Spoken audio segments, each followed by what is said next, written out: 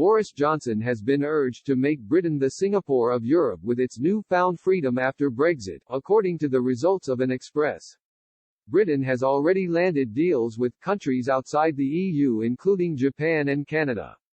And now the Prime Minister is lauding new deals Britain could take advantage of with its new-found freedom. A government source said, "Now that we have secured a trade deal with the EU, it is finally time for the UK to take advantage of its hard-won, new-found freedoms." Express readers were asked between 3:25 p.m. and 11 p.m. on Sunday whether they backed Mr. Johnson's plan to make the UK the Singapore of Europe. Out of 6,271 people who voted, a staggering 5,926 readers said yes. Only 296 voters did not agree, and 49 people voted no. Many readers shared their enthusiasm on the Prime Minister's plan too. One person wrote, "Bring it on, but be prepared to work hard." Another added, "For almost 50 years the EU has been responsible for not only preventing the UK from making any progress but also actively causing our country's decline. Now it's time for the UK to reach the pinnacle it has been denied, and as quickly as possible by any means that will enhance this inevitable advancement."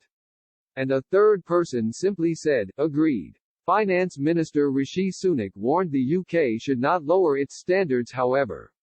He said last the weekend, "Now that we have left the European Union, we have an opportunity to do things differently and this government is committed to making the most of the freedoms that Brexit affords us.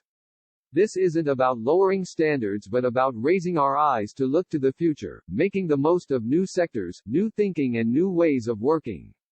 One way Mr. Johnson could look at growing the economy is by taking inspiration from Singapore, which has low-tax economy and very few regulations. But this type of economic model has reportedly worried the EU over the UK potentially becoming a low-cost competitor that could undercut European companies because of differing standards. Foreign Minister Dominic Raab also warned the UK has set the bar incredibly high over future trade deals. He added the UK is set to introduce new rules for its companies to try to prevent goods linked to China's Xinjiang region entering their supply chains.